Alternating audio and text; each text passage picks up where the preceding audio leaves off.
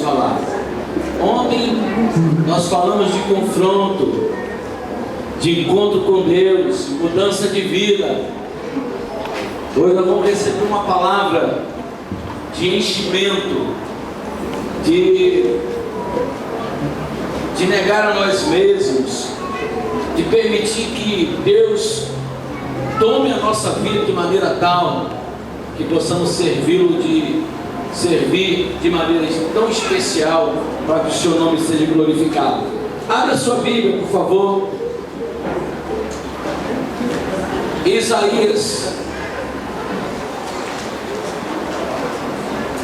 capítulo 6. Eu vou estar falando em Isaías capítulo 6, mas também vou voltar um pouquinho atrás da Êxodo. Também tem uma complementação lá. Isaías capítulo 6.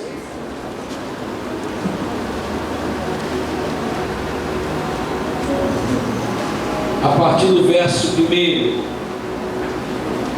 Vamos encontrar, diga amém. Amém. Vamos ficar de pé.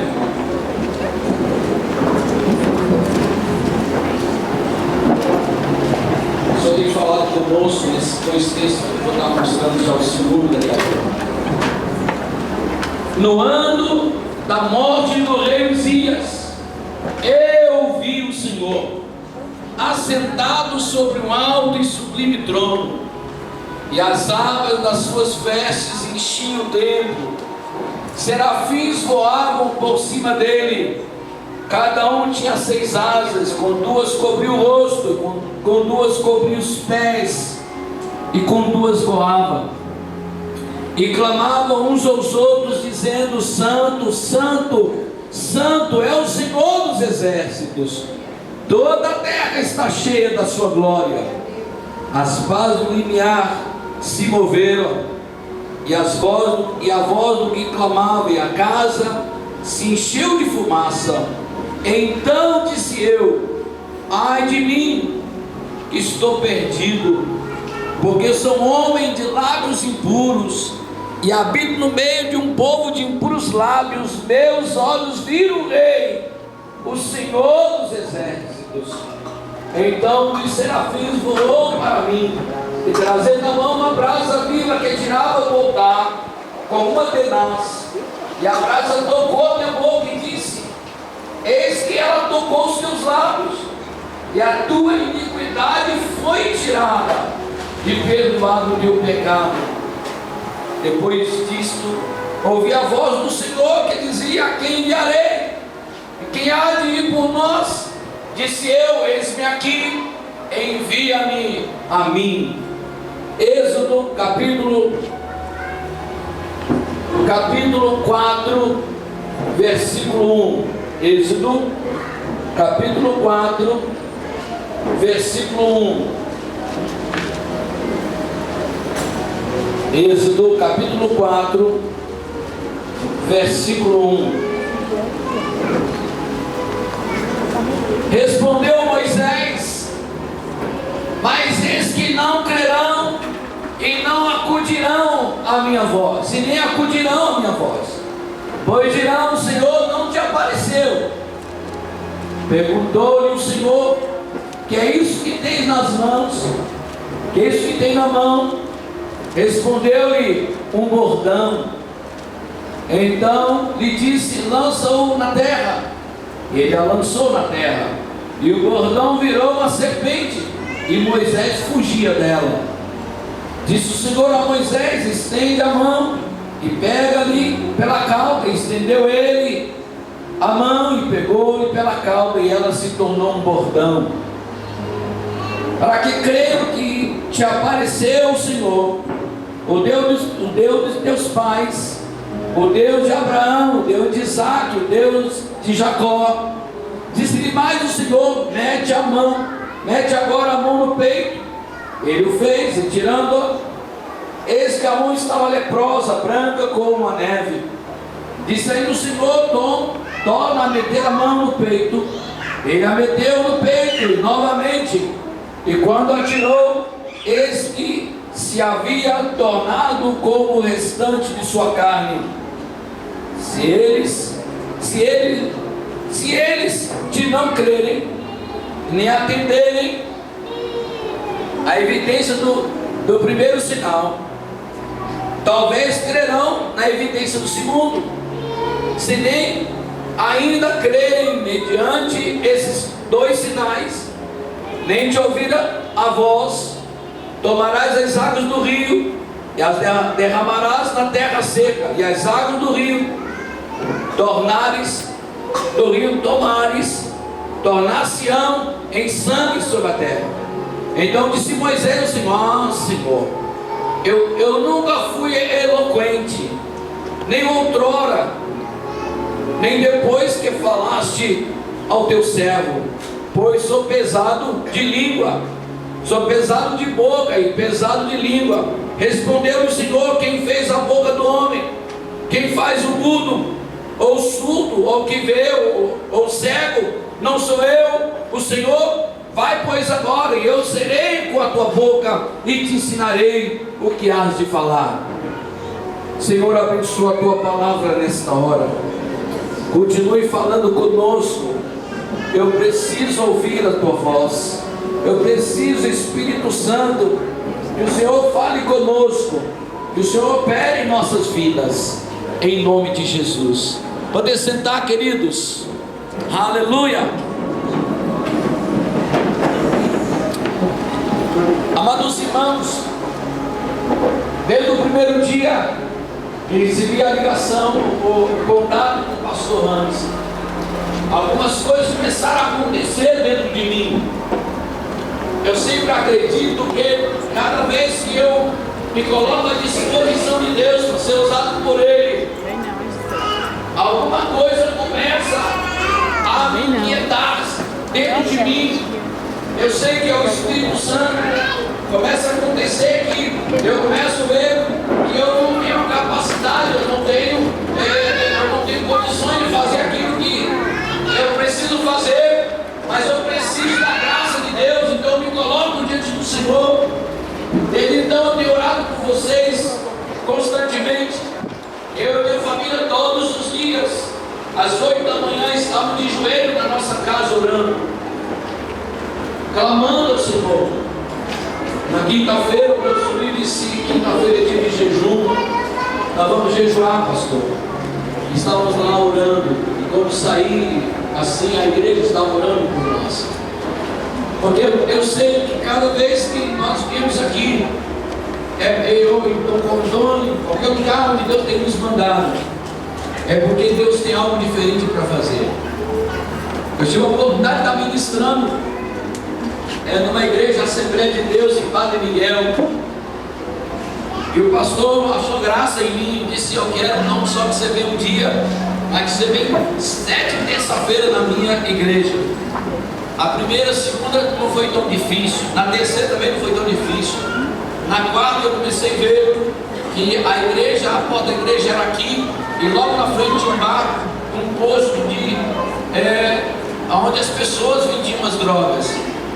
E as pessoas viviam com a arma nas mãos, em frente à igreja.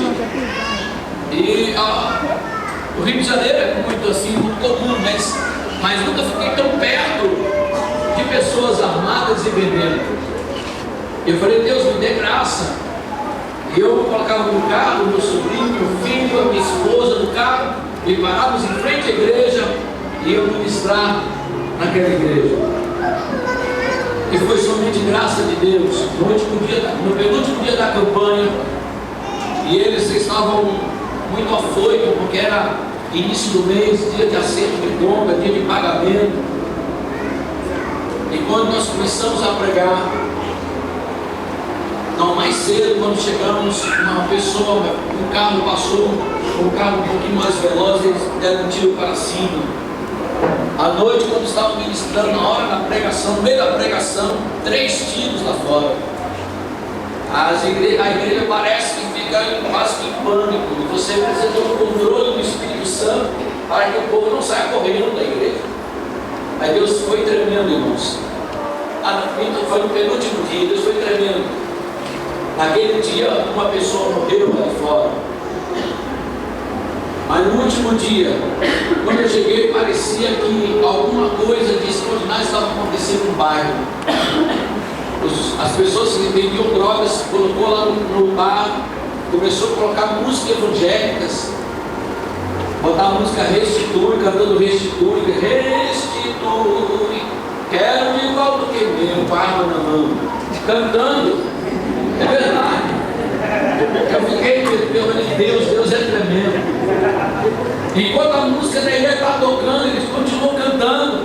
E quando eu comecei a pregar, houve um silêncio na rua, completamente parou tudo. Não havia música, não havia multidão. Eles sentaram na beira da calçada e ficaram ouvindo o que Deus estava falando. Eu louvo a Deus porque Deus salvou gente ali. Gente que foi para casa de recuperação, houve transformação de pessoas. Porque simplesmente eu só me coloquei à disposição de Deus. Aquele pastor, um pastor amado, pastor Jetson, abençoado de Deus. Mas às vezes a gente passa os apertos, né, irmãos? Eu estou aqui em nome de Jesus. O maior aperto que eu passo aqui agora é saber que eu sou o porta-voz de Deus para falar com você. Eu sou a pessoa que Deus separou para estar junto com vocês, para que Deus fale conosco. Amém, queridos? Amém. Eu quero, aqui, a título de introdução, eu quero estar falando um pouquinho sobre a vida de Moisés. E vou falar um pouco da vida de Isaías. Amados irmãos, a diferença entre ter anjo ao nosso redor nos guardando e Deus conosco, há uma diferença muito grande. Quando Moisés estava indo para o Egito, o Senhor disse: eu vou mandar anjo, Moisés. Ele disse: Senhor, eu não quero anjo. Se a tua presença não for comigo, eu não irei no Egito. Meus amados irmãos, o que faz a diferença é a presença de Deus. O Shekinah de Deus precisa acompanhar aqueles que queiram cumprir o propósito de Deus nessa terra. Aqueles que precisam, que necessitam viver o melhor do Evangelho nessa terra, para fazer a diferença, para impactar o mundo. Você precisa do Shekinah, você precisa da glória de Deus, você precisa da presença de Deus. Sem a presença de Deus, nós não vamos fazer nada. Mas ele disse: Senhor, sem a tua presença eu não vou. Quantas pessoas têm tentado fazer coisas espetaculares e não estão fazendo espetacular o nome do Senhor? Eu não quero ser um profeta da última hora para simplesmente trazer notícias ruins, mas é lamentável que muitas pessoas têm chegado para o Evangelho, se tornando crentes, saindo do meio da mídia, do mundo, entra na mídia evangélica e já entra no topo. Nenhum cantor ou pregador ou indivíduo que sai da mídia ou um artista nunca às vezes passa por um verdadeiro discipulado dentro da sua igreja local. E muitas das vezes não dá tempo para Deus agir, para Deus operar na sua vida, porque Ele precisa gerar agora dentro da mídia evangélica alguma coisa que gere dinheiro. E eles logo lançam alguma coisa em termos de música, de pregação ou testemunho, e muitas das vezes ele só vem na sua igreja se você desembolsar uma quantidade enorme de dinheiro para que ele venha. Quantas pessoas não têm feito espetacular no nome do Senhor? Muitas das vezes nem vive o verdadeiro evangelho. Sei de pessoas que estão na mídia como cantores que quando saem do palco, quando saem do show, vão para o bar beber. Sei de cantores que saem de um culto evangélico e vai para o bar beber. Lamentável. Não sei nem porque a ira de Deus ainda não atingiu essas pessoas. Mas me chama a atenção a questão de Moisés. Moisés é chamado por Deus, Deus fala com ele, ele começa a se preparar para ouvir o que Deus estava dizendo, a proposta de Deus para a sua vida. Ele disse: Senhor, Quando eu chegar no Egito, ninguém vai me ouvir, ninguém vai me respeitar. Eles vão dizer que o Senhor não apareceu a mim, que o Senhor não se fez presente na minha vida. Ele disse: então faz o seguinte, o que você tem nas mãos? O Senhor tem uma vara, então joga essa vara no chão. Quando jogar a vara no chão, virou uma serpente, uma cobra. Ele teve medo daquela cobra. E o Senhor disse: então pega a cobra pela cauda. E quando ele tocou na cauda da cobra, virou uma vaca novamente. Olha, Moisés, se isso só não bastasse, eu quero falar com você o seguinte: coloque a mão dentro da sua roupa. Ele colocou a mão dentro da roupa, e quando ele tirou a mão, estava leproso. E Senhor, é lepra. Eu digo: pois é, quem está leproso não pode curar outro. Gente doente não cura outro doente. Você tem que estar curado para fazer a minha obra. Quantas pessoas ele não estão curadas, ele não vai conseguir curar ninguém. Quantas pessoas estão magoadas, estão tristes, como vai pregar o Evangelho? Ele disse: coloca a mão na roupa de novo. Ele colocou a mão na roupa. Ele disse: pode tirar. Quando ele tirou: Senhor, está curado. Pois é, se não te ouvir através do primeiro sinal, certamente vai te ouvir pelo terceiro sinal, o segundo sinal. Mas se ainda não te ouvir, pega as águas do rio e lance sobre a terra seca, porque elas vão se transformar em sangue. Então eles vão te ouvir. Talvez os primeiros questionamentos de Moisés, ele estava percorrendo, mas o terceiro, Deus ficou irado com ele. Ele disse: Senhor, eu tenho outro problema. Eu tenho uma língua presa. Eu sou gado. Eu não sou eloquente. Deve ser muito gado, né? E o Senhor falou assim: quem fez a boca do homem não foi eu. Quem fez o que fala, o que é gago, o que é cego, o que não vê, o que vê, o que é surdo, o que não é surdo, não sou eu. Então eu serei contigo, Moisés. Eu tive a oportunidade de ganhar um carro com Jesus. Ele é interessante que ele, mesmo com a gagueira, ele deu muita alma para Jesus.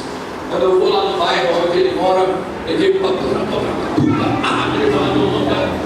não quer falar pastor da Cisa, mas dá uma chuveirada, meu irmão, tá sabendo?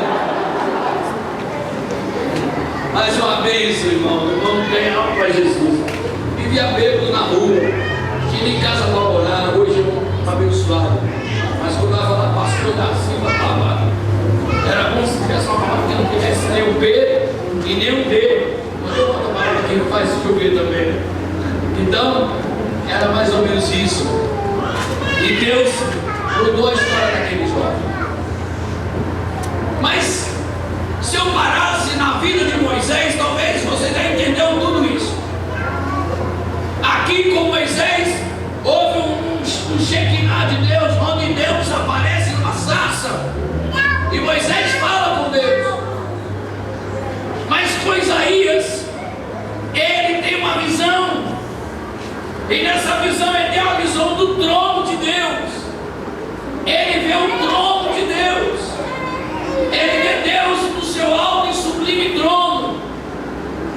O que me chama a atenção são duas coisas na vida de Isaías. A Bíblia diz: no ano que morreu o rei Uzias, eu vi o Senhor. Por que teria que ser no ano que morreu o rei Uzias?